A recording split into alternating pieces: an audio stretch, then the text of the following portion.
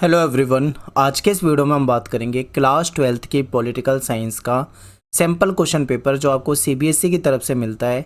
इसका हम सॉल्यूशन कराएंगे। ठीक है, आपको देखिए आपका जो 2024 का जो बोर्ड एग्ज़ाम आएगा, फाइनल एग्ज़ाम, वो जो पैटर्न पे आएगा, जिस पैटर्न पे आपका फाइनल एग्ज़ाम आएगा, सेम उसी पैटर्न का एक पेपर आपको पहले से सीबीएसई प्रोवाइड करा देती है, क्वेश्चन पेपर, जिससे ध्यान में रख के आपको तैयारी करनी होती है। ठीक है, और ये जो पेपर होता है ये ओनली इंग्लिश मीडियम में होता है, हिंदी में नहीं होता।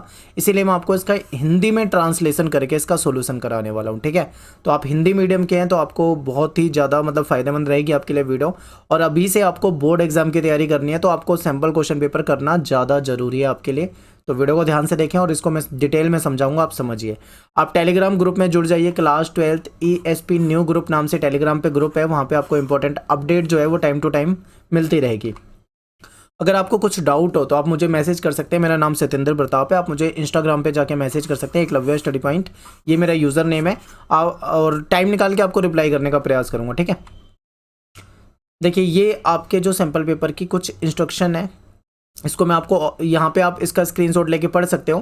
ठीक है, इसके बाद मैं आपको थोड़ा आसान भाषा में समझाता हूँ। देखिए आपका जो पेपर है वो 5 भाग में यानी 5 पार्ट में डिवाइड होगा। ठीक है, टोटल 5 पार्ट होंगे, या आप उसको 5 सेक्शन कह सकते हो। 5 सेक्शन में डिवाइड होगा। सेक्शन ए हो गया आपका, सेक्शन बी हो गया, सेक्शन सी हो गया, सेक्शन डी और सेक्शन ई।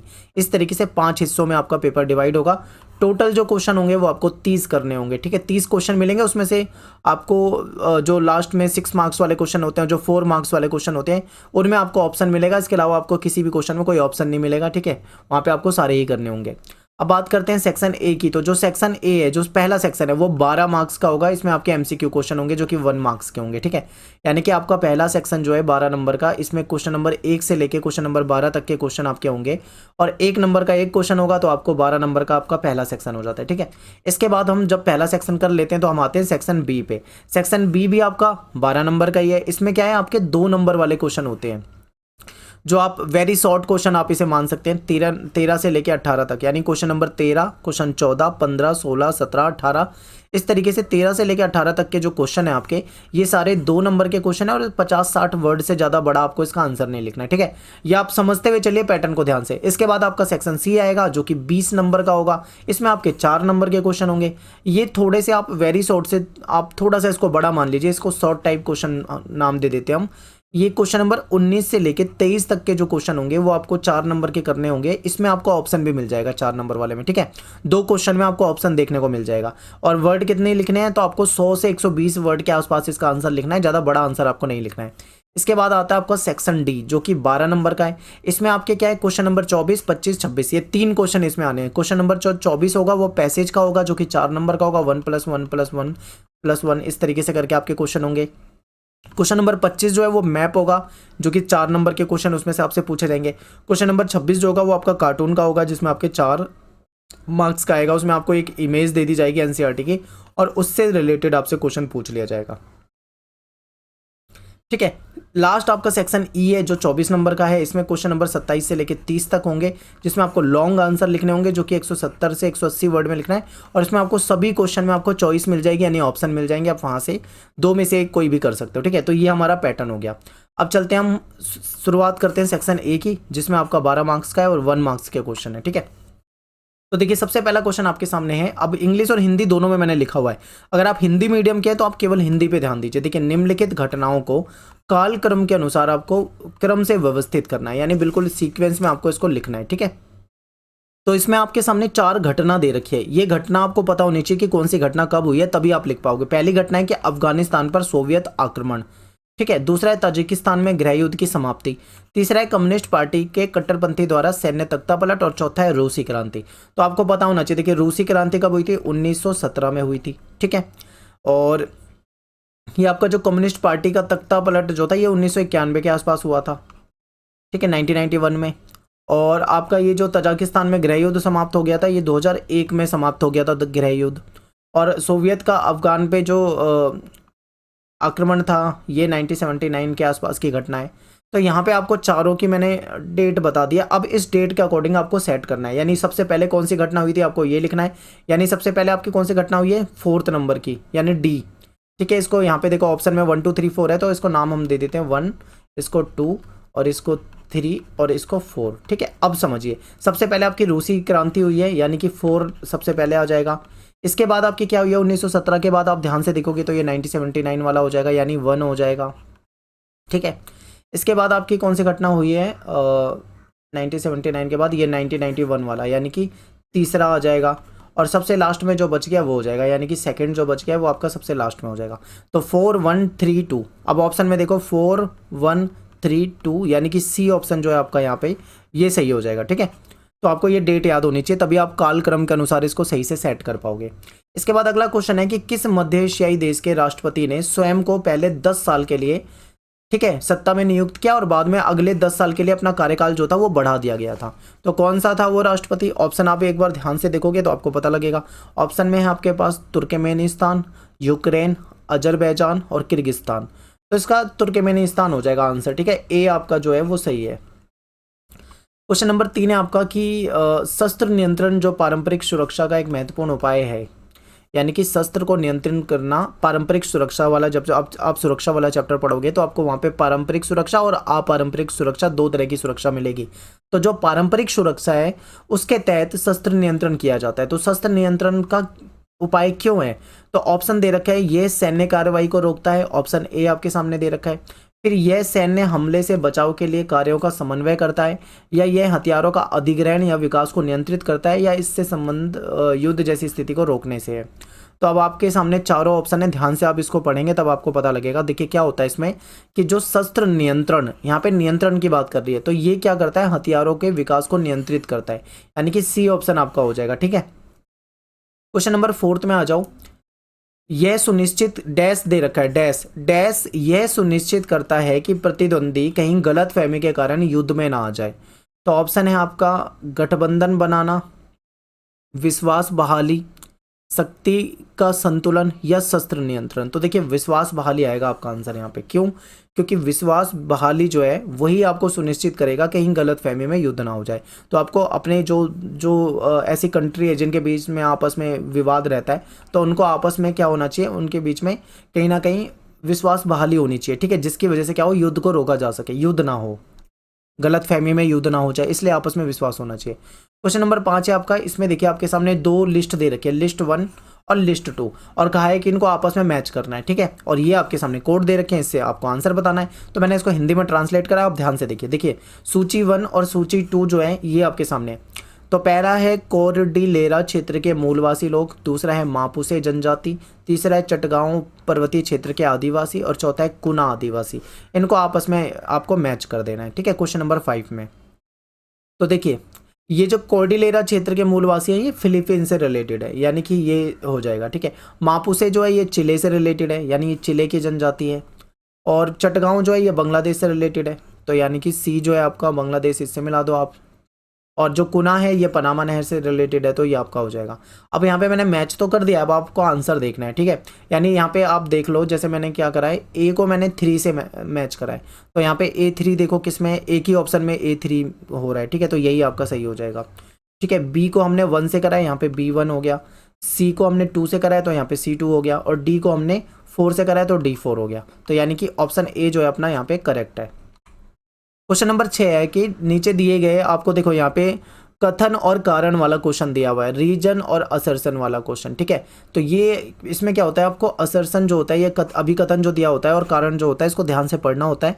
और इसको कैसे करना है मैं आपको इसका तरीका बताऊं, मैंने एक वीडियो बना रखी है, कथन और कारण वाले क्वेश्चन कैसे करें।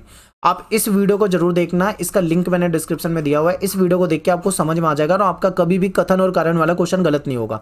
ठीक है, वहां पे डिटेल में समझाया। तो चलिए इसमें पहले क्या करते हैं, हम रीजन और असर्शन दोनों को पढ़ते हैं। तो इसमें लिखा हुआ है कि पूरे शीत युद्ध के दौरान उत्तरी गोलार्ध के विकसित देशों ने इन संसाधनों की सतत आपूर्ति के लिए कई तरह के कदम उठाए। ठीक है, यानी कि जो शीत युद्ध का काल था उस समय में जो नॉर्थ जो गोलार्ध था उसके जो विकसित देश थे उन्होंने क्या करा, संसाधन जो है उनकी आपूर्ति बनी रहे इसके लिए इन्होंने कई तरह के कदम उठाए थे।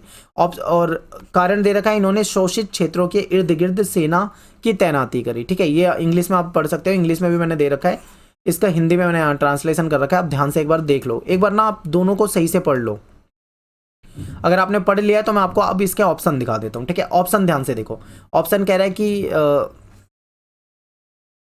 ऑप्शन ए कह रहा है कि जो आपका अभिकथन और कारण है दोनों सही है और आर जो है ए की सही व्याख्या कर रहा है। दूसरे में कह रहा है ए और आर दोनों सत्य हैं परंतु आर ए की सही व्याख्या नहीं कर रहा।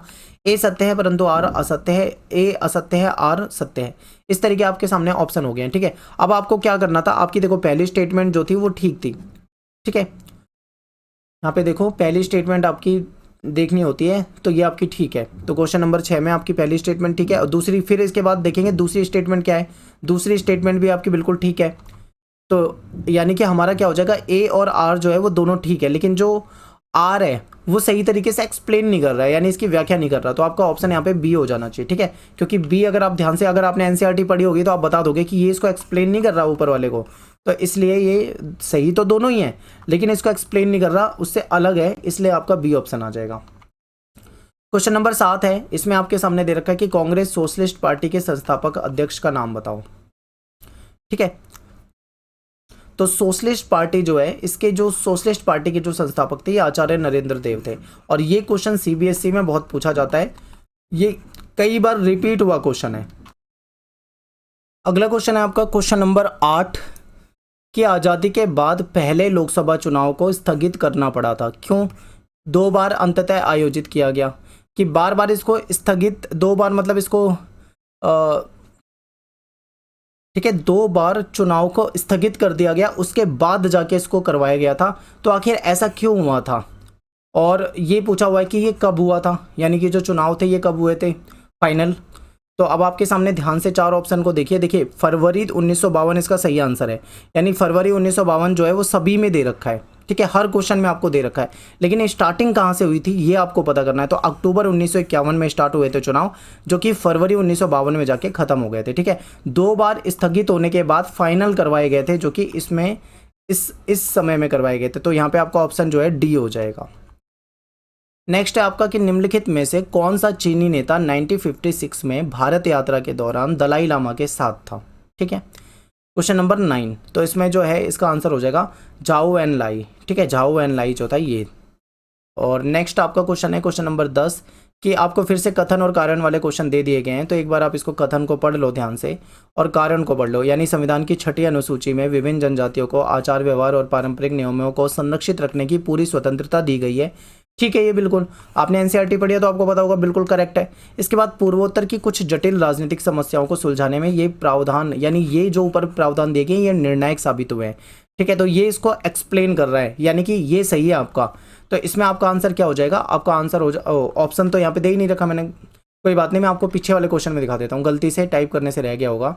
देखो यही ऑप्शन सेम होते हैं, तो यहाँ पे हमारा ए ऑप्शन हो जाएगा, यानी कि कथन भी सही है और कारण भी सही है और इसको सही तरीके से व्याख्या कर रहा है, ठीक है। तो ये हो जाएगा। नेक्स्ट क्वेश्चन है आपका कि भारत ने किस देश की आज़ादी के लिए भरपूर प्रयास किया था और भारत ने उस देश की स्वतंत्रता संग्राम के समर्थन में एक अंतर्राष्ट्रीय सम्मेलन भी करा दिया था। तो ये हो जाएगा आपका इंडोनेशिया, ठीक है। अगला क्वेश्चन देखो, बोडो समुदाय, जो बोडो समुदाय है ये किससे संबंधित है? तो ये असम से संबंधित है, ठीक है, असम। तो यहाँ पे अपना जो सेक्शन ए है ये कंप्लीट हो जाता है। अब सेक्शन ए में हमने एक एक नंबर के 12 क्वेश्चन करे हैं। तो अब यहाँ पे आपको एक चीज़ पता होनी चाहिए कि अगर आप इसको पैटर्न को देखोगे ध्यान से, सेक्शन ए से आपको क्या समझ में आया, तो आप अगर आप देखोगे तो इसमें एमसीक्यू क्वेश्चन भी थे, ठीक है, इसमें आपको कथन और कारण वाले क्वेश्चन भी दिखे हैं, इसमें आपको fill in the blanks type के भी क्वेश्चन दिखे हैं और इसमें आपको मैच वाले क्वेश्चन भी दिखे हैं, यानी मिलान करो, ठीक है। इसमें आपको कालक्रम के अनुसार वाले क्वेश्चन भी दिखे हैं। तो कालक्रम के अनुसार वाले कितने क्वेश्चन थे? एक क्वेश्चन कालक्रम का था, एक क्वेश्चन मिलान का था, कथन कारण के 2 क्वेश्चन थे। तो 12 में से 4 तो ये हो गए, ठीक है। कितने बचे? 8 क्वेश्चन बचे।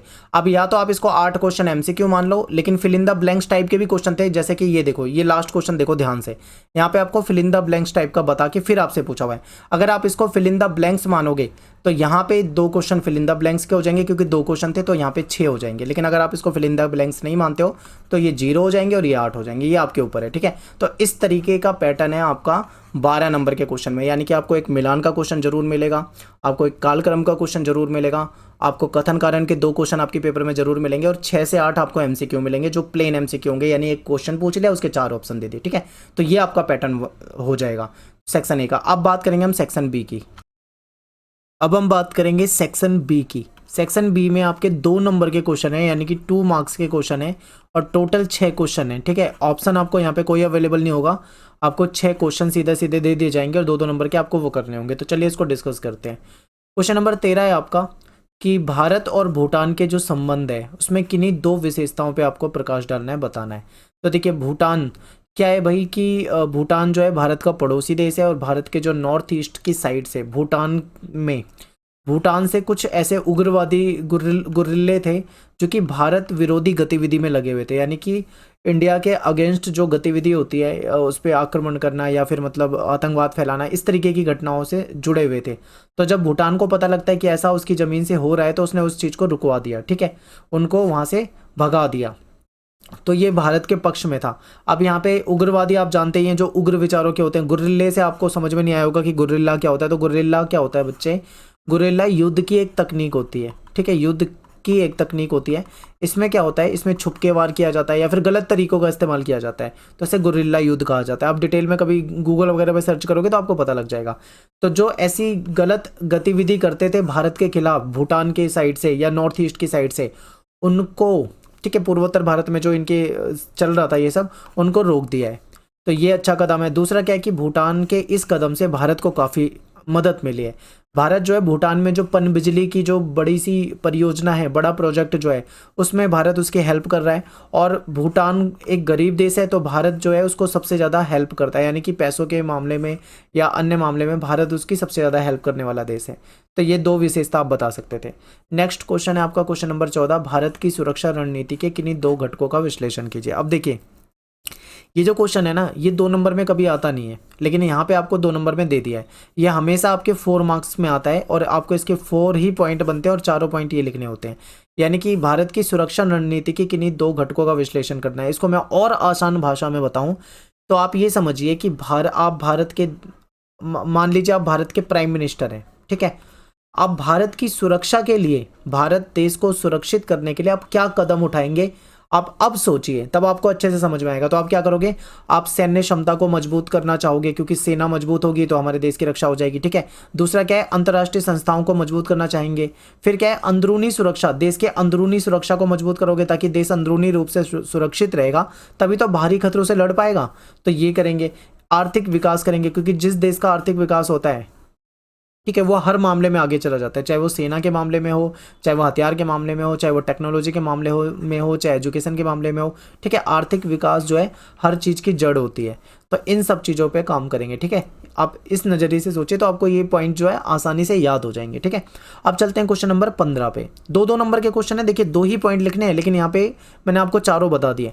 अगला क्वेश्चन है कि पहली पंचवर्षीय योजना और दूसरी पंचवर्षीय योजना के बीच में आपको कोई 2 अंतर बताने हैं। तो पहली पंचवर्षीय योजना जो थी वो कृषि पे आधारित थी, दूसरी पंचवर्षीय योजना उद्योग पे आधारित थी। तो पहला अंतर आपको पता लग गया कि ये कृषि पे आधारित है, ये उद्योग पे आधारित है। दूसरा क्या है कि पहली पंचवर्षीय योजना में ये लक्ष्य रखा गया था कि विकास हमको धीरे धीरे करना है। ठीक है, यानी स्लो वाले तरीके से, आराम आराम से हमें विकास करना है लंबे समय तक।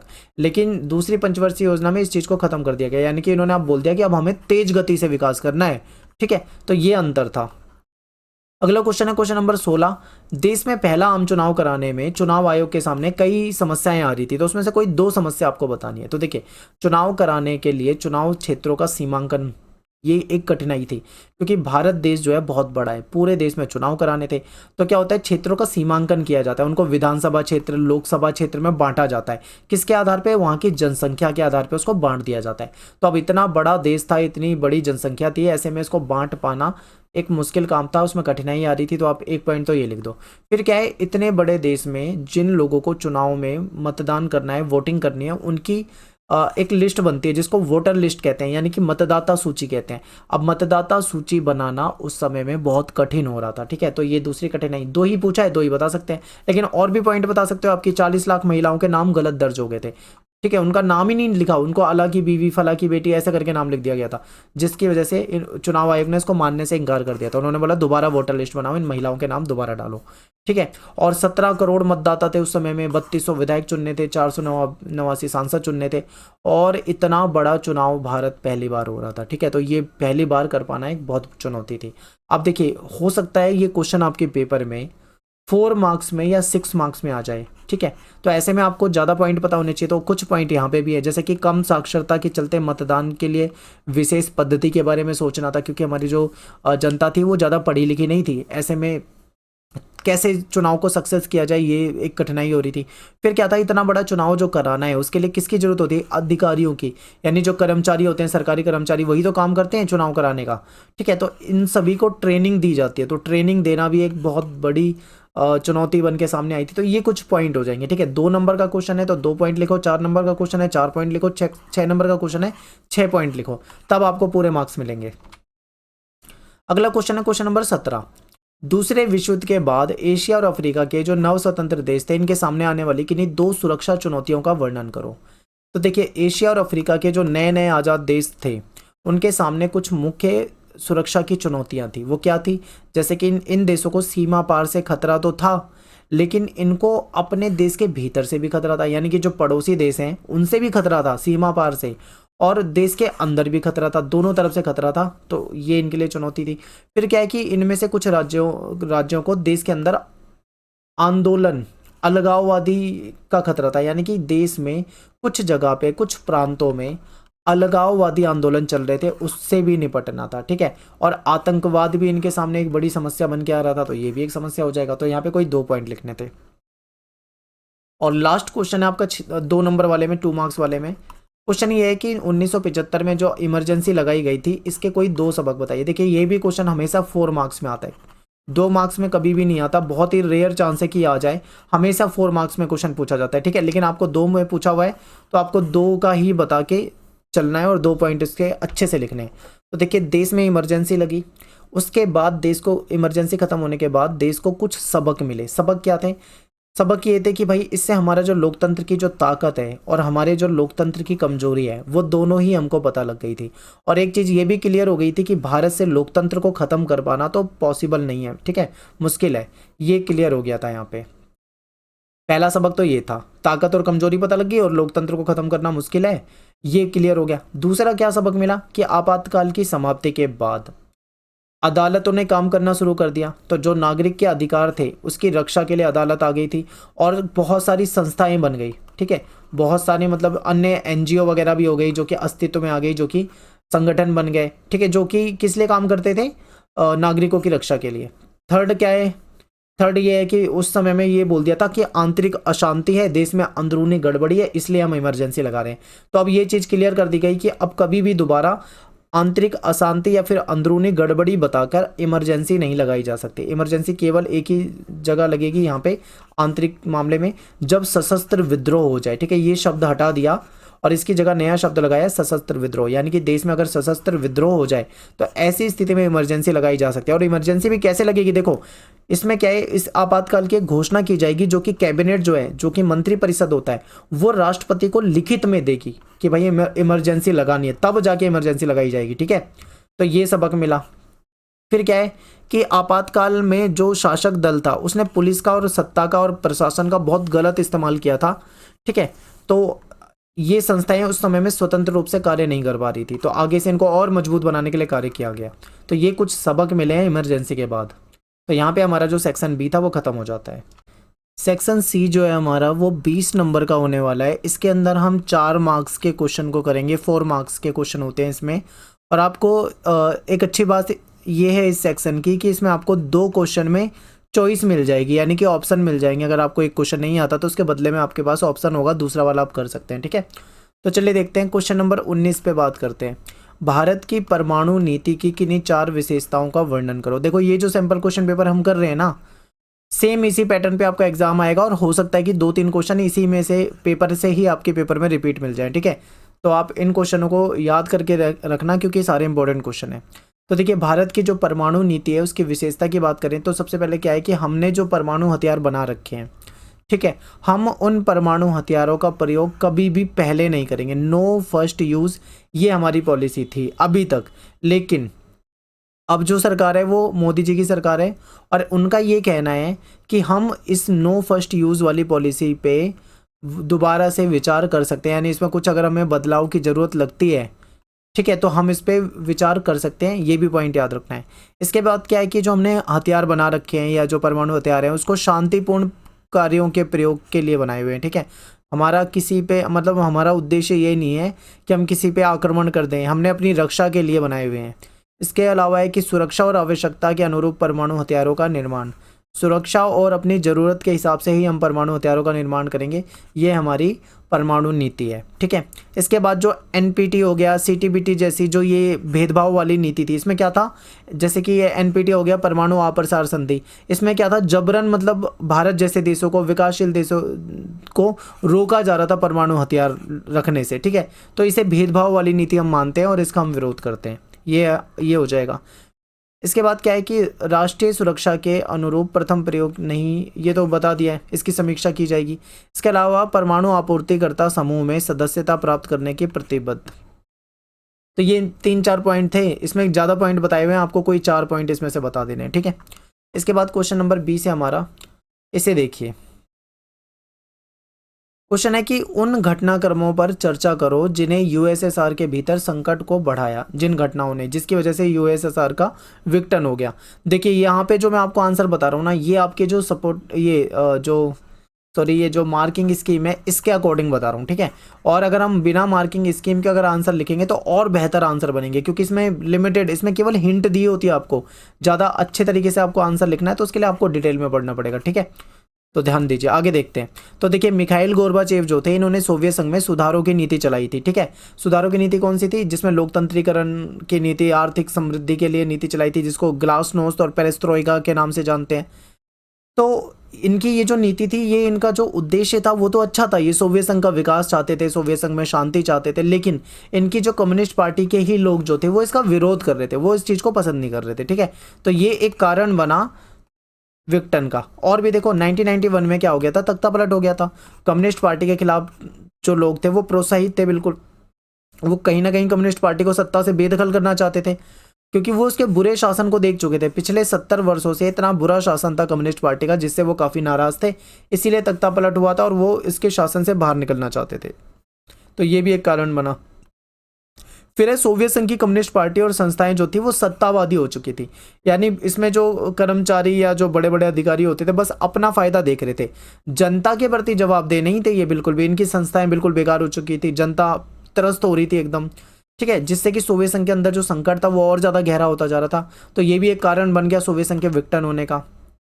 फिर सोवियत संघ के लोगों को पता, ये बताया गया था सोवियत संघ के लोगों को कि सोवियत संघ जो है वो डेवलप हो रहा है उसको, ठीक है, अमेरिका जो है वो पिछड़ रहा है, ऐसा बताया गया था। लेकिन जब वहाँ के लोग जान गए, उनको पता लग गया कि अमेरिका जो है, जो पश्चिमी देश हैं वो ज़्यादा डेवलप हो गए हैं इनसे, तो ऐसे में जो राष्ट्रवादी भावनाएं थी और इनके अंदर जो गुस्सा था वो बहुत ज़्यादा मतलब फैल गया था। इनको ये लगा कि भाई मनोवैज्ञानिक रूप से धक्का लगा, क्योंकि इनको तो ये बताया जा रहा था कि भाई इनकी अर्थव्यवस्था ग्रो कर रही है, लेकिन बाद में पता लगा ये तो डूब गए हैं। तो इससे भी कहीं ना कहीं सोवियत संघ का विघटन हुआ। तो ये 3-4 मेन कारण है, इसके अलावा और भी बहुत सारे कारण हैं। ठीक है, जैसे कम्युनिस्ट पार्टी का बुरा शासन, ये बता दिया हमने। ठीक है, संसाधनों का दुरुपयोग, इनके पास संसाधन बहुत थे लेकिन उसका दुरुपयोग कर दिया। जनता की आकांक्षाओं पे ध्यान ना देना, जनता को अभिव्यक्ति की आज़ादी ना होना, बहुत सारे पॉइंट बनेंगे, लेकिन हमें 4 पूछे हुए हैं तो अपने को 4 ही बताने हैं यहाँ पे। क्वेश्चन नंबर 21 पे आ जाओ। संघर्ष के बावजूद श्रीलंका ने काफ़ी आर्थिक विकास दर्ज किया और उच्च स्तर का मानव विकास यहाँ पे दर्ज हुआ है, तो आपको ये बताना है। तो देखिए श्रीलंका जो है ये दक्षिण एशियाई देशों में पहला ऐसा देश है जिसने अपनी अर्थव्यवस्था का सबसे पहले उदारीकरण करा था, यानी अपनी अर्थव्यवस्था को लिबरल बनाया था। ठीक है, व्यापार के लिए खोला था। नेक्स्ट है हमारा कि श्रीलंका जो है ये दक्षिण एशिया के देशों में आप इसे भी पहला देश मान लो कि इसने अपनी जनसंख्या पे काबू पा लिया है। ठीक है, जनसंख्या को नियंत्रण कर लिया, ये भी एक बहुत अच्छी बात है। नेक्स्ट है हमारा कि श्रीलंका की जीडीपी जो है वो बहुत अधिक थी। अब बहुत अधिक का मतलब ये नहीं कि भारत से अधिक या अन्य देशों, नहीं, इसकी जो एक छोटा सा द्वीप है, ये बहुत बड़ा देश नहीं है श्रीलंका, इसकी जनसंख्या भी उतनी ज़्यादा नहीं है, लेकिन इतने छोटे से द्वीप में इतनी कम जनसंख्या के बाद भी इसकी जो जीडीपी है वो हाई है, इनके अकॉर्डिंग हाई है, तो इसलिए ये काफ़ी बेहतर है इनके लिए। लेकिन अब के समय में श्रीलंका की जीडीपी डूब चुकी थी, आपने न्यूज़ सुनी होगी कि बिल्कुल बेकार होता जा रहा है, लेकिन ये पॉइंट भी याद रखना है, करंट में अगर पूछे तो इस तरीके से आप बता सकते हो। फिर क्या है कि आपको पता है कि यहाँ पे आंतरिक संघर्ष था सिंगली और तमिलों के बीच में। आंतरिक संघर्ष होने के बाद भी, जातीय संघर्ष होने के बाद भी श्रीलंका में लोकतांत्रिक शासन जो है वो भी कायम है, ठीक है। तो ये पॉइंट आप बता सकते थे, 4 पॉइंट आपको बताने थे। अगला क्वेश्चन है कि पाकिस्तान जो है यहाँ पे लोकतंत्र जो है वो परमानेंट क्यों नहीं रह पाता है, कौन सी समस्याएं आती है। तो इसके पीछे कई सारे कारण है। देखिए यहाँ पे क्या है, सेना, धर्मगुरु, भूस्वामी जो है इनका दबदबा रहता है इसके, और यहाँ पे इसीलिए क्या होता है, जो निर्वाचित सरकार होती है उसको गिराकर सैनिक शासन कायम कर दिया जाता है। पाकिस्तान जो है उसकी भारत से हमेशा से तनातनी रहती है। इस वजह से भी यहाँ पे सेना समर्थक जो समूह है वो ज़्यादा मजबूत है, क्योंकि हर कोई मतलब सेना को यहाँ पे ज़्यादा मजबूत देखना चाहता है ताकि भारत से तनातनी रहे तो भारत को ये हरा सकें, ये ऐसा सोचते हैं। लेकिन इसकी वजह से क्या है, यहाँ पे लोकतंत्र नहीं बन पा रहा है। ये 2 कारण हो गए। तीसरा कारण क्या है, इनको कभी कोई अंतर्राष्ट्रीय समर्थन भी नहीं मिला है, कोई भी बाहरी समर्थन नहीं मिला, तो ये भी एक कारण है। फिर अमेरिका और पश्चिमी देश जो है उन्होंने अपने फायदे के लिए इनका खूब यूज़ करा है, यानी पाकिस्तान में सैनिक शासन को इन्होंने खूब बढ़ावा दिया है। तो ये सारे कारण हो जाएंगे, ठीक है। कट्टरपंथी सोच जो है वो भी है, जिसकी वजह से भी यहाँ पे सेना का शासन ही रहता है हमेशा। और यहाँ पे मान लो अगर लोकतंत्र भी रहता है ना, तो वो नाम का ही रहता है, मेन तो सब कुछ चलाने वाली इनकी सेना ही रहती है। 22वां क्वेश्चन आपके सामने है कि राजनीतिक और आर्थिक रूप से प्रभुत्वशाली संस्कृति कम ताकतवर समाज पर अपनी छाप छोड़ती है। यानी कि राजनीतिक और आर्थिक रूप से जो प्रभुत्वशाली संस्कृति होती है, यानी ऐसा कल्चर, ऐसे देशों का कल्चर जैसे कि अमेरिका हो गया, जो राजनीतिक और आर्थिक रूप से प्रभुत्वशाली है, ये इनका कल्चर जो है वो, ठीक है, अन्य जो समाज है उस पर अपनी छाप छोड़ती है। तो ये कैसे होता है ये आपको बताना है। तो देखिए ये बहुत ही आसान है, बिल्कुल सिंपल है। आपने अगर चैप्टर पढ़ोगे तो आपको समझ में आ जाएगा। सारे चैप्टर की वीडियो मैंने बनाई हुई है, आप चैप्टर की वीडियो को ध्यान से देखो, आपको एक एक चीज़ समझ में आएगी। देखिए क्या था कि बाहरी प्रभाव जो है हमारी पसंद को बढ़ाते हैं। कभी कभी क्या होता है, बिना किसी दबाव के हमारी परंपरागत संस्कृति को संशोधित कर देते हैं और हमको पता भी नहीं लगता। जैसे कि एग्जाम्पल देता हूँ मैं आपको, पहनावा। अब देखो जैसे कोट पैंट है, ये पहनावा है, ये कहाँ का पहनावा है, ये बाहरी पहनावा है, विदेशी। हमारे यहाँ पे जो था धोती कुर्ता, ये हमारी पारंपरिक जो पोशाक होती थी, ये बाहर से आया है। लेकिन धीरे धीरे हमने क्या करा, इसको अडॉप्ट करा, इसको हमने, यानी ये हमारे सामने एक ऑप्शन बन के आया कि हमारे पास धोती कुर्ते का और पैंट शर्ट या जो भी है, ऐसे कुछ ऑप्शन रहे होंगे उस समय में कुर्ते वगैरह का, लेकिन बाद में हमारे सामने ये कोट पैंट वाला ऑप्शन आ गया। तो ये हमारी पसंद बन गया, ठीक है, हमारी पसंद में एक ऑप्शन बढ़ गया, और धीरे धीरे हम इसको इतना यूज़ करने लगे, इतना पहनने लगे कि आज के समय में हमें पता ही नहीं लगता कि कभी हमारे कल्चर का हिस्सा बन चुका है। आज के समय में आप देखो कि कोट पैंट का बहुत ज़्यादा चलन हो रहा है। तो ये एग्जाम्पल है आपके सामने कि कोई बाहरी चीज़ ऐसी होती है जो हमें पसंद होती है, वो हमारी पसंद बन जाती है, बाद में हम उसको ऐसा यूज़ करने लग जाते हैं और इतना ज़्यादा यूज़ करने लग जाते हैं उसको कि बाद में हमारी संस्कृति का हिस्सा बन जाता है और हमें पता ही नहीं लगता। तो ये है एक एग्जाम्पल है बर्गर, मसाला डोसा, इसका ये कोई विकल्प नहीं है, ठीक है। इसलिए बर्गर से कोई खतरा हमको नहीं महसूस होता। जैसे हमारे खाने पीने की चीज़ें हैं, उसमें एक चीज़ ऐड हो जाती है बर्गर, तो उससे हमें क्या खतरा है, कुछ भी नहीं, हम इसको खाना शुरू कर देते हैं। लेकिन धीरे धीरे करके ये हमारे यहाँ पे इतना ज़्यादा यूज़ होने लग जाता है कि फिर बाद में लगता है कि हमारा ही है, हमारे यहीं से शुरुआत हुई है, ऐसा मानने लग जाते हैं। इसके बाद नीली जीन्स हो गया। नीली जीन्स आपको पता है कि ये वेस्टर्न है, बाहर से आई है, और लेकिन आज के समय में नीली जीन्स के साथ जो खादी का कुर्ता होता है ये खूब पहना जाता है, ठीक है। जीन्स के ऊपर खादी का कुर्ता पहना जाता है जो कि काफ़ी पसंद किया जाता है। तो इस तरीके से जो बाहरी संस्कृति है कहीं ना कहीं हमारी संस्कृति पे अपनी छाप छोड़ती है। बाहर की संस्कृति को जब हम अपना लेते हैं तो वो हम कहीं ना कहीं उनके अकॉर्डिंग हो जाते हैं, ठीक है। तो सांस्कृतिक समरूपता जो है वो वैश्वीकरण का एक महत्वपूर्ण पहलू है। लेकिन एक चीज़ आपको ये भी याद रखना है कि वैश्वीकरण से इसका उल्टा प्रभाव भी पैदा हुआ है। उल्टा प्रभाव क्या हो रहा है कि वैश्वीकरण से हर संस्कृति कहीं ज़्यादा विशिष्ट होती जा रही है, और खासकर क्या हो रहा है, जो छोटे देश हैं जिनका कल्चर ज़्यादा बहुत ज़्यादा मतलब अट्रैक्टिव नहीं है, वो उनसे प्रभावित हो जाते हैं पश्चिमी देशों से। पश्चिमी देशों का कल्चर जो है वो विकासशील देश जो है वो अपना लेते हैं, और फिर धीरे धीरे क्या होता है, उनकी संस्कृति जो है वो अलग हो जाती है, बदल जाती है, विशिष्ट हो जाती है। इसी के ऑप्शन में देखो क्वेश्चन नंबर 22 था, इसी के ऑप्शन में भी आपको एक क्वेश्चन दिया हुआ है। क्वेश्चन ये है कि विकासशील देशों पर वैश्वीकरण के आर्थिक प्रभाव का विश्लेषण करो। मान लो अगर आपको ये क्वेश्चन पेपर में नहीं आता, ये वाला क्वेश्चन मान लीजिए कि आपको नहीं आ रहा, तो आपको ऑप्शन में ये वाला कर देना है, ठीक है। तो वैश्वीकरण ने क्या करा है, आर्थिक प्रवाह जो है उसको बढ़ा दिया है। अब क्या है, वैश्वीकरण के चलते दुनिया भर में जो व्यापार है वो बहुत तेजी से बढ़ गया है। वैश्वीकरण के कारण क्या हुआ है कि पहले क्या होता था कि सभी देश अपने देश में जो आयात वाली चीज़ें होती थी उस पर बैन लगाते थे, प्रतिबंध लगाते थे, लेकिन अब ये प्रतिबंध जो है कम हो गया है। दुनिया भर में पूंजी की आवाजाही पे जो पहले बैन होता था, प्रतिबंध होता था, वो अब धीरे धीरे कम होते जा रहे हैं। अमीर अमीर देशों के जो निवेशकर्ता होते हैं, जो डेवलप कंट्री के होते हैं, जो ठीक है अमीर आदमी जो निवेश करते हैं, वो अपने पैसे को विकासशील देशों में निवेश करते हैं, क्योंकि इनको यहाँ पे ज़्यादा मुनाफा हो जाता है। ठीक है, तो ये हो जाएगा आपका आंसर। अब देखो क्वेश्चन नंबर 23 जो है, इसमें भी आपको एक ऑप्शन मिलेगा, नहीं इसमें नहीं मिलेगा, सॉरी, यहाँ पे आपको 2 ही ऑप्शन थे, यानी कि आपको ये जो 4 नंबर वाले क्वेश्चन है, यहाँ पे आपको 2 ही ऑप्शन मिल रहे हैं। ठीक है, तो देखते हैं क्वेश्चन नंबर 23 को पढ़ते हैं। भारत के विभिन्न हिस्सों में क्षेत्रीय आकांक्षाएं विविधता के साथ एकता के सिद्धांत का उदाहरण है।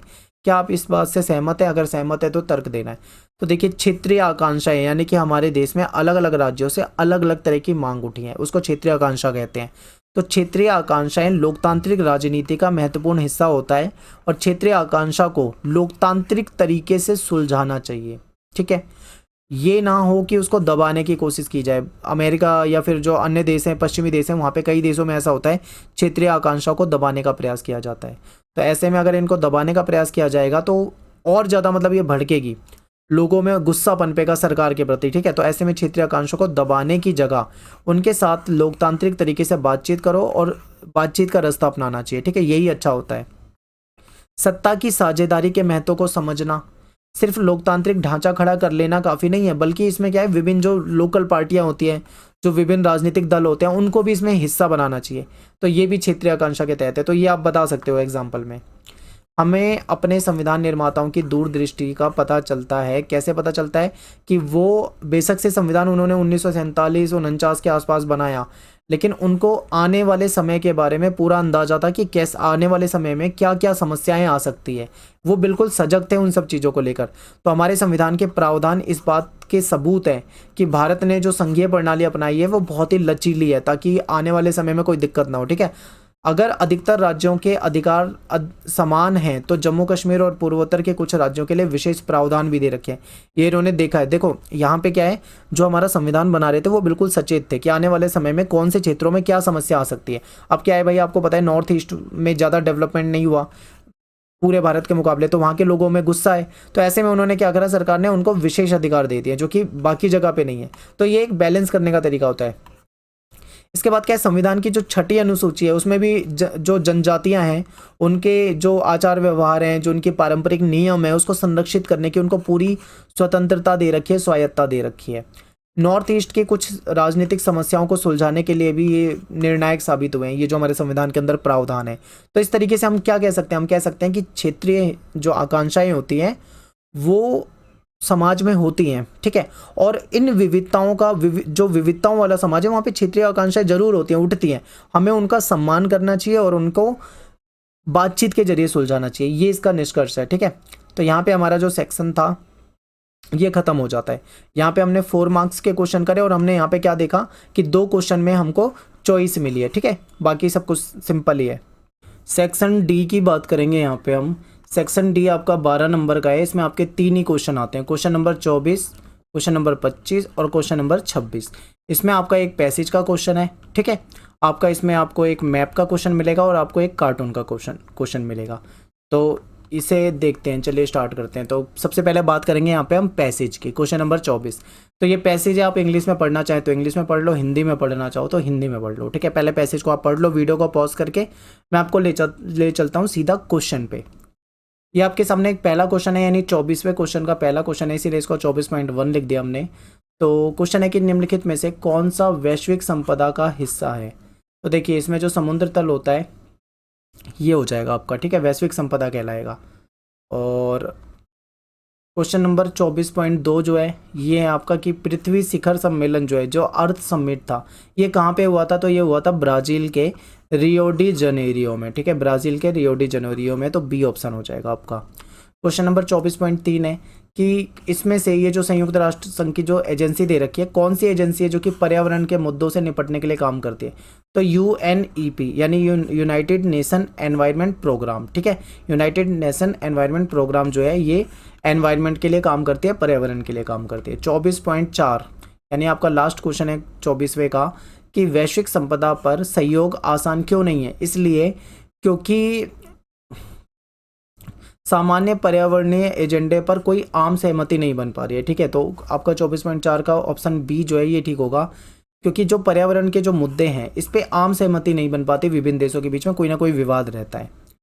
इसके बाद 25वां क्वेश्चन जो है आपका, ये है आपका मैप से रिलेटेड क्वेश्चन।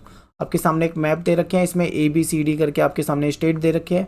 ठीक है, तो आप ध्यान से देखो, आपका ये तमिलनाडु हो जाएगा, या आंध्र प्रदेश हो जाएगा, या आपका बिहार हो जाएगा, या आपका यूपी हो जाएगा। ठीक है, 4 स्टेट यहाँ पे दे रखे हैं और इससे रिलेटेड आपसे ये क्वेश्चन पूछे हुए हैं कि ताशकंद समझौते पर हस्ताक्षर करने वाले नेता से संबंधित राज्य।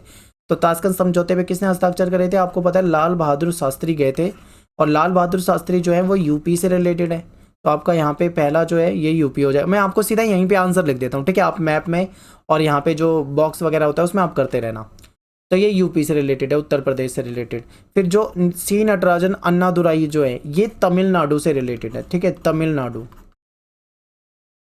और कर्पूरी ठाकुर जो है ये बिहार से रिलेटेड है। और वीवी गिरी जो है ये आपके, एक बार ऑप्शन देखो क्या था, आंध्र प्रदेश बच रहा है। ठीक है, तो ये आपके आंध्र प्रदेश हो जाएगा। हालांकि इनका जन्म जो है वो उड़ीसा वगैरह में हुआ था, लेकिन ये रिलेटेड जो है आंध्र प्रदेश से हो जाएंगे। ठीक है, क्योंकि आपको ऑप्शन में लास्ट में यही दिया हुआ है। तो ये हो जाएगा आपका इसका आंसर क्वेश्चन नंबर 25 का। आपको मैप में ध्यान से देख के इसको लिखना है। इसके बाद आपका क्वेश्चन नंबर 26 है, ये भी आपका 4 नंबर का है।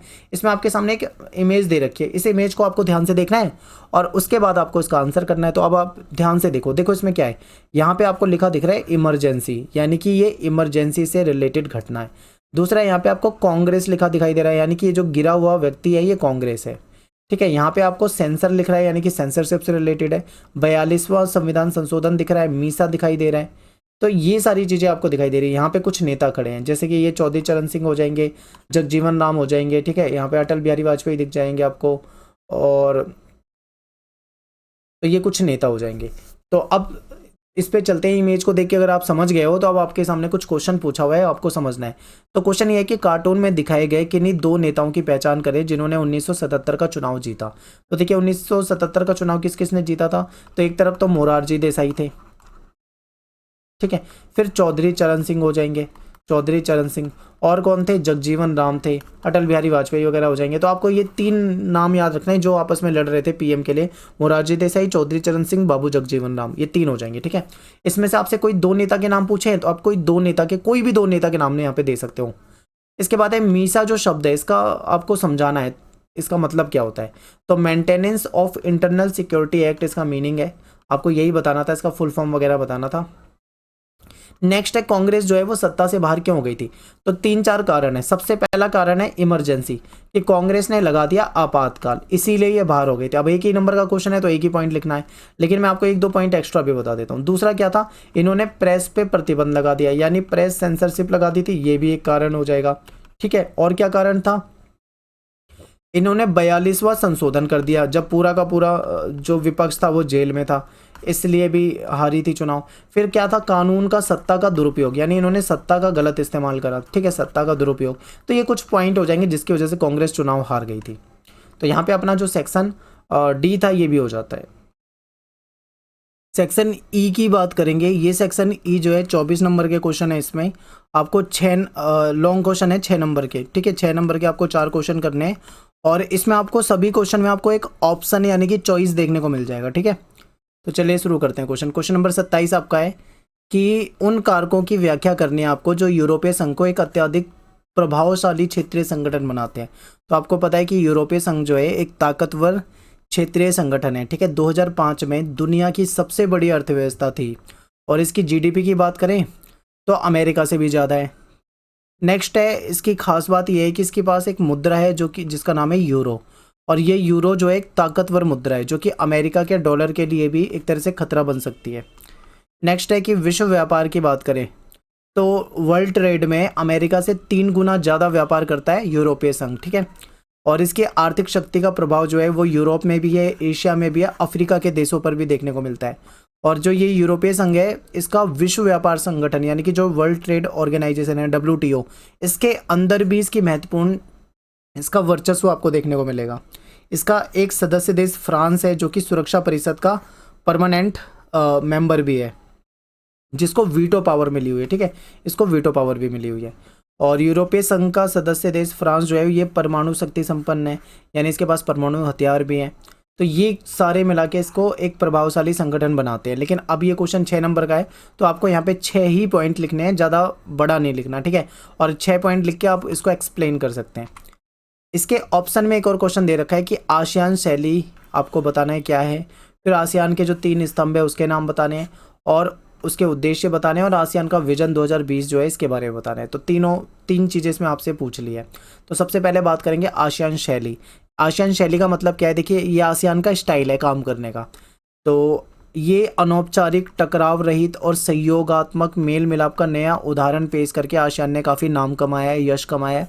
इसी को आसियान शैली कहते हैं। यानी कि आसियान का जो काम करने का तरीका है वो सहयोगात्मक है, ठीक है, कोऑपरेट करते हैं एक दूसरे से, टकराव रहित है, अनौपचारिक है, और इसी को क्या कहा जाता है, आसियान शैली। तो आपका पहला क्वेश्चन तो हो गया यहीं पे।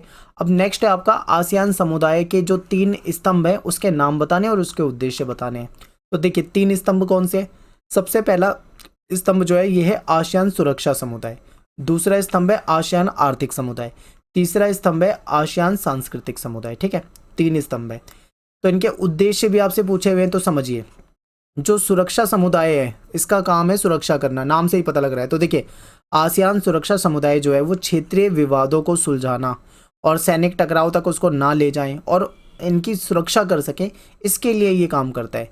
नेक्स्ट है आपका आसियान आर्थिक समुदाय। आर्थिक आपको नाम से ही पता लग रहा है, तो इसमें कुछ व्यापार वगैरह की बातें होंगी। तो देखते हैं, आसियान आर्थिक समुदाय का उद्देश्य है आसियान देशों के बीच में साझा बाजार बन सके और उत्पादन आधार तैयार करना, ठीक है, इनके आपस में व्यापार को बढ़ावा देना, ये इसका काम है।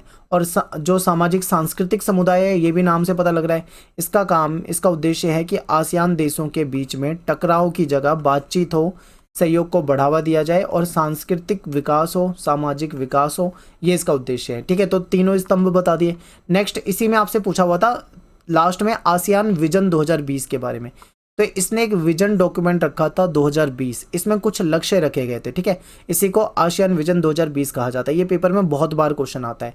तो देखिए आसियान जो है ये बहुत तेजी से विकास करता हुआ एक क्षेत्रीय संगठन है, और इसका विजन 2020 में इन्होंने क्या बात कही थी, इन्होंने ये लक्ष्य रखा था कि अंतर्राष्ट्रीय समुदाय में यानी इंटरनेशनल कम्युनिटी में आसियान की एक बहिर्मुखी भूमिका को प्रमुखता दी गई। यानी कि आने वाले समय में इंटरनेशनल लेवल पे आसियान जो संगठन है एक आप ये समझ लो बहिर्मुखी इसकी भूमिका होगी, ठीक है, कई क्षेत्रों में मतलब इसकी भूमिका होगी। और आसियान द्वारा अभी टकराव की जगह बातचीत को बढ़ावा देने की नीति से यह बात निकली है।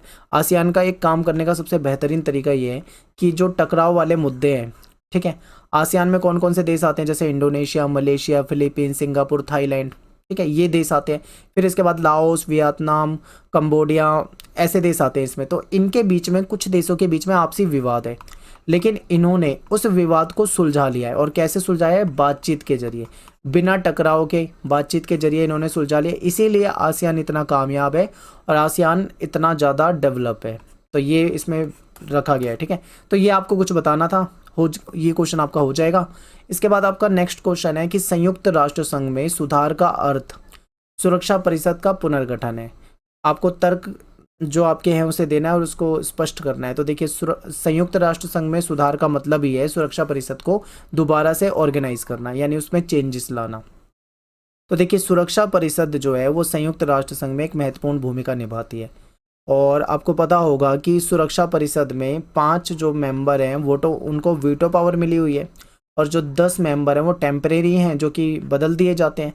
और जब से यूएनओ बना है तब से लेके सुरक्षा परिषद की बात करें तो सदस्य संख्या इतनी ही है, कोई बदलाव नहीं आया। लेकिन जो इसकी आम सभा है उसमें सदस्य संख्या बढ़ गई है, यानी बहुत सारे देश हैं जो कि यूएनओ के मेंबर तो बन गए हैं लेकिन वो इसमें कोई चेंज नहीं हो पाया। तो इसीलिए विरोध किया जाता है, कहा जाता है कि सुरक्षा परिषद को दोबारा से रीअरेंज करने की, यानी रिकंस्ट्रक्ट करने की, दोबारा से पुनर्गठन करने की इसको आवश्यकता है, इसको ज़रूरत है, ठीक है। और इसमें क्या है, जो परमानेंट मेंबर जो 5 थे उसको भी बढ़ा दिया जाए, और जो टेम्परेरी मेंबर हैं 10 जो अस्थायी सदस्य हैं इनको भी बढ़ा दिया जाए। ये डिमांड हमेशा से आती रही है। तो देखिए, सुरक्षा परिषद में आज तक सदस्य संख्या को लेकर कोई बदलाव नहीं किया गया, जबकि संयुक्त राष्ट्र संघ में सदस्यों की संख्या बढ़ी है। वर्तमान के नजरिए से देखें तो समय समय पर सुरक्षा परिषद में स्थायी सदस्य और अस्थायी सदस्यों की संख्या बढ़ाने की मांग होती रही है, ठीक है। और सुरक्षा परिषद में क्या है कि स्थायी सदस्यों को वीटो पावर मिली हुई है, तो इससे वो ताकतवर है। और ये जो वीटो पावर वाली जो वीटो पावर दी गई है, वो उस समय में जो 5 देश थे जो समृद्ध थे, जिनके पास परमाणु हथियार थे, उस आधार पे उनको दे दी गई थी। लेकिन आज के समय में बहुत सारे देश हैं जो समृद्ध है, उनके पास परमाणु हथियार है, पर उनको क्यों नहीं बनाया जा रहा मेंबर? इस चीज़ की मांग चल रही है, ठीक है। कहा जाता है कि जो सुरक्षा परिषद है, ये वास्तविकताओं की नुमाइंदगी नहीं करता, यानी रियलिटी जो है उसको नहीं ठीक कर पा रहा है। तो ऐसे में क्या है, ये कहा जा रहा है कि सुरक्षा परिषद में कुछ अगर बदलाव कर दिए जाए, इसकी सदस्य संख्या बढ़ा दी जाए, दोबारा से इसको पुनर्गठन कर दिया जाए, तो ये महत्वपूर्ण भूमिका निभा सकती है, ठीक है। तो ये आपको बताना था। नेक्स्ट आपका क्वेश्चन है क्वेश्चन नंबर 28। क्या संयुक्त राष्ट्र को एक अपरिहार्य संगठन बनाता है? ठीक है, कौन सी ऐसी चीज़ है जो यूएनओ को एक अपरिहार्य संगठन बनाता है? बदलते संदर्भ में संयुक्त राष्ट्र संघ को और अधिक प्रासंगिक बनाने के लिए क्या काम करने चाहिए, यानी कि यूएनओ को और अच्छा बनाने के लिए क्या किया जा सकता है? तो ये पूछा हुआ है। तो देखिए, का आंसर मैं आपको बता देता हूँ कि पारस्परिक निर्भरता हो या वैश्वीकरण हो, ठीक है, ये बिना इंटरनेशनल ऑर्गेनाइजेशन यानी बिना यूएनओ जैसे संगठन के पॉसिबल ही नहीं है। और सही तरीके से देखा जाए तो यूएनओ जो है एक महत्वपूर्ण संगठन है, और इसकी वजह से ही वैश्वीकरण फल फूल रहा है, इसकी वजह से ही पारस्परिक निर्भरता हो रही है, ठीक है। तो ऐसे में कहा जा रहा है कि यूएनओ जैसे जो संगठन है बहुत ही महत्वपूर्ण है, ये बताया गया है। फिर दूसरा क्या है कि देखिए, दुनिया में बहुत सारे ऐसे मुद्दे होते हैं, ऐसे इशू होते हैं जहाँ पे मतलब आपसी सहयोग के बिना वो हो नहीं सकता, जैसे गरीबी हो गया, ठीक है, बेरोजगारी हो गया, या पर्यावरण में जो निम्नीकरण हो रहा है, ऐसे जो मुद्दे हैं इनको मिलजुल कर ही साथ मिलजुल कर ही सॉल्व किया जा सकता है। तो ऐसे में यूएनओ जैसे संगठन जो है वो काम आ सकते हैं, ठीक है। फिर नेक्स्ट क्या है कि आपको पता है कि जो विकासशील देश हैं, ठीक है, उनको भी कहीं ना कहीं फाइनेंशियल अगर हेल्प दे दी जाए, उनको प्रोवाइड करा दी जाए, तो वो भी स्टेबल रह पाएंगे, ठीक है, वर्ल्ड में। और यूएनओ जो है ये एक फोरम की तरह काम करता है, और जो अंतर्राष्ट्रीय जो विवाद होते हैं कहीं ना कहीं विभिन्न देशों के बीच में, इसको ये सॉल्व कर सकता है। इसलिए भी यूएनओ जैसा ताकतवर संगठन की जरूरत है, ठीक है। और इंटरनेशनल पीस एंड अंडरस्टैंडिंग यानी कि अंतर्राष्ट्रीय शांति और सुरक्षा के लिए अगर देखा जाए तो कहीं ना कहीं हमें यूएनओ जैसे संगठन की जरूरत है। अब यहाँ पे ये पूछा हुआ है कि ऐसे कौन से तरीके हो सकते हैं जिससे कि कौन से कदम उठाए जाए जिससे यूएनओ और ताकतवर बन जाए, ठीक है। तो देखिए, इसके लिए कई सारे काम किए जा सकते हैं, जैसे कि शांति संस्थापक आयोग बना दिया जाए, और मान लीजिए कोई देश है वो अपने देश की जनता की रक्षा नहीं कर पा रहा या उनको सही से चला नहीं पा रहा, उसमें सक्षम नहीं है, तो ऐसे में अंतर्राष्ट्रीय जो कम्युनिटी होती है, इंटरनेशनल जो कम्युनिटी होती है, उसको उसकी हेल्प करने के लिए आना चाहिए, ठीक है। टेररिज्म चाहे किसी भी तरीके का हो, उसका विरोध करना चाहिए। तो ये सारी बातें हैं इसके अंदर। अगला क्वेश्चन देखते हैं। अगला क्वेश्चन है कि स्वतंत्रता के समय भारत के सामने जो 3 चुनौतियां थी वो कौन सी थी? पहली चुनौती तो ये थी कि एकता और अखंडता को बनाए रखना, देश में इतनी ज़्यादा विविधता है, ऐसे में एकता बनाए रखना सबसे बड़ी चुनौती थी। दूसरा क्या था? लोकतंत्र स्थापित करना, क्योंकि हमारे देश में आज़ादी मिली थी तो देश के टुकड़े हो गए थे, ऐसे में काफ़ी मतलब अस्थिरता हो गई थी। ऐसे में सभी जो रजवाड़े जो राज्य थे उन सबको एक साथ मतलब जोड़ कर रखना और देश में लोकतंत्र स्थापित करना और उसको आगे भी बनाए रखना, ये एक चुनौती थी। फिर समानता पर आधारित विकास, यानी कि सभी के विकास के लिए काम करना, समूचे समाज का विकास करना, तो ये भी पॉइंट हो जाएगा। इसी के ऑप्शन में क्वेश्चन दे रखा था कि जो 47 में जो विभाजन हुआ था उसके कुछ परिणाम बताने आपको। जैसे ही देश में विभाजन हुआ तो दंगे होने लगे, हिंसा होने लगी थी, ये आपने पढ़ा होगा। लोगों को मजबूरन जो शरणार्थी शिविर थे यानी कि जो रिफ्यूजी कैंप थे उसमें रहना पड़ा था। सरकारी कर्मचारी और सरकारी संपत्ति को आपस में बांट लिया गया था, चाहे पुलिस के कर्मचारी हो चाहे रेलवे के कर्मचारी हो, सबका बंटवारा हो गया था। अल्पसंख्यकों पर हमले शुरू हो गए थे दोनों तरफ से, ठीक है। चंद घंटों के अंदर देश खाली करने के लिए कह दिया गया था कि भाई देश खाली करो और जाओ। औरतों को अगवा कर लिया गया, जबरन उनसे शादी की गई, ठीक है, उनका धर्म परिवर्तन कर दिया गया, ये हुआ। बंगाल जो था वो 2 हिस्सों में बट गया था, एक तो पूर्वी बंगाल हो गया था, एक पश्चिमी बंगाल। पश्चिमी बंगाल जो है वो भारत में, पूर्वी बंगाल जो है वो बांग्लादेश, जो आज के समय में बांग्लादेश वाला जो देश बन चुका है वो पूर्वी पाकिस्तान बन चुका था। तो इस तरीके से ये सब परिणाम हुए, ठीक है। धर्म के नाम पे मतलब हिंसा होने लगी थी, अनियोजित था, विभाजन अचानक से हुआ था, त्रासदी भरा था। तो ये परिणाम हुए थे, ये आपको बताने थे। अगला क्वेश्चन है आपका कि 1989 के बाद भारतीय राजनीति में किन्हीं 3 प्रमुख विकासों का वर्णन करो। कौन से डेवलपमेंट है, ठीक है, जो 1989 के बाद देखने को मिले हैं लॉन्ग टर्म में। तो देखिए, सबसे पहले एक चीज़ है कि कांग्रेस प्रणाली का पतन हो गया था, ये सभी मानते हैं। और कांग्रेस प्रणाली, जो कांग्रेस ही जीतती आ रही थी अभी तक, यही था ना कि कांग्रेस जीत जाती थी हमेशा, तो ये सिस्टम खत्म हो गया था, ठीक है। अब क्या था, किसी एक पार्टी को बहुमत नहीं मिलता था, बल्कि जो गठबंधन वाली सरकारें थी ये चल रही थी, यानी कि गठबंधन का युग भी शुरू हो गया था, ये कुछ बदलाव आया। फिर मंडल मुद्दा जो है ये भी बहुत ज़्यादा उभरा था इसमें, ठीक है। मंडल मुद्दा जो है ये इंपॉर्टेंट है। और नई आर्थिक नीति अपनाई गई थी, तो इस पर भी सहमति बन रही थी, ये भी इंपॉर्टेंट है। बाबरी मस्जिद का मुद्दा उठा था, राजीव गांधी की हत्या हो गई थी। तो ये कुछ मुद्दे हैं ऐसे जो इस समय में उठे थे। तो आप यहाँ पे देख सकते हैं, देखिए आंसर की यहाँ पे लगाई हुई है। यहाँ पे बताया कि कांग्रेस सिस्टम खत्म हो गया था, मंडल इशू उठा था, ठीक है, जो नई आर्थिक नीति थी इसको अपनाया गया था, बाबरी मस्जिद का विवाद था, और राजीव गांधी की हत्या वगैरह, ये सब आपको आंसर में बतानी थी। इसमें से कोई भी आप 3 पॉइंट जो थे उसको एक्सप्लेन कर सकते थे। और इसी के ऑप्शन में दिया हुआ है, ठीक है। इसके ऑप्शन में क्वेश्चन है कि गंभीर प्रतिस्पर्धा और संघर्ष के बावजूद भी बहुत सारी राजनीतिक पार्टियां जो थी कुछ मुद्दों पे सहमत हो गई थी, जिसमें सभी, मतलब कुछ ऐसे मुद्दे थे जिसपे सभी राजनीतिक पार्टी सहमत थी। वो मुद्दे कौन से थे ये आपसे पूछे गए हैं। तो देखिए 3 मुद्दे आपसे पूछे गए हैं, तो मैं आपको 4 बता रहा हूँ। याद रखना, ये पेपर में बहुत पूछा जाता है क्वेश्चन। एक तो है नई आर्थिक नीति। क्या था भाई कि 1991 के बाद नई आर्थिक नीति अपनाई गई थी, और जिसको लगभग सभी पार्टियां जो थी सबने इसका समर्थन करा था, ठीक है। फिर क्या है, पिछड़े वर्ग को राजनीति में आरक्षण, यानी कि जैसे ओबीसी वर्ग हो गया या अन्य पिछड़ा वर्ग अदर हो गया, SC ST वगैरह हो गए। तो ये जो पिछड़े वर्ग थे इनको राजनीति में इनका कोई खास महत्व था नहीं। तो ये कहा जा रहा था कि कुछ राजनीतिक पार्टियां जो है वो जाति के आधारित बन रही थी उस समय में। तो ऐसे में क्या हुआ कि जो राजनीति में जो नेता आते हैं उनके लिए कुछ सीटें, यानी ओबीसी वगैरह के लिए कुछ सीटें रिजर्व कर दी जाए, तो ये बातें रखी गई थी। फिर क्षेत्रीय दल, जो लोकल पार्टियां होती थी, क्षेत्रीय दल होते थे, प्रांतीय दल होते थे, इनकी भूमिका को महत्व दिया जाए, ये भी बात थी। इस पर भी सभी सहमत थे। और एक सबसे बड़ा मुद्दा है विचारधारा से ज़्यादा कार्य सिद्धि पे बल। यानी देखिए, हर पार्टी की अपनी एक विचारधारा होती है, कोई किसी मुद्दे को लेकर आती है, कोई किसी मुद्दे को लेकर आती है, सभी पार्टी की अपनी एक विचारधारा है। लेकिन यहाँ पे ये कह दिया गया था कि विचारधारा अब महत्वपूर्ण नहीं है, कार्य सिद्धि पे बल है, यानी कि विचारधारा को छोड़ो और जनता के लिए कुछ काम करके दिखाओ, उनका विकास करो, ये मुद्दा हो गया था। यानी विकास का मुद्दा मेन हो गया था, विचारधारा अब महत्वपूर्ण नहीं थी। तो ये कुछ ऐसे मुद्दे हैं जिसपे सभी राजनीतिक पार्टी जो थी वो तैयार थी, ठीक है। तो यहाँ पे जो अपना वीडियो है ये खत्म हो जाता है, और मैंने आपको पूरा पेपर सॉल्व करा दिया है, लगभग सारे क्वेश्चन आपके सही तरीके से समझा दिया। अगर आपको कुछ डाउट हो तो आप चैप्टर की वीडियो देखो, चैप्टर की वीडियो में मैंने आपको एक एक चीज़ बहुत डिटेल में बताई हुई है, ठीक है। तो आप लास्ट ईयर की वीडियो देख सकते हैं। मिलते हैं नेक्स्ट वीडियो में। Thanks for watching. जय हिंद, जय भारत।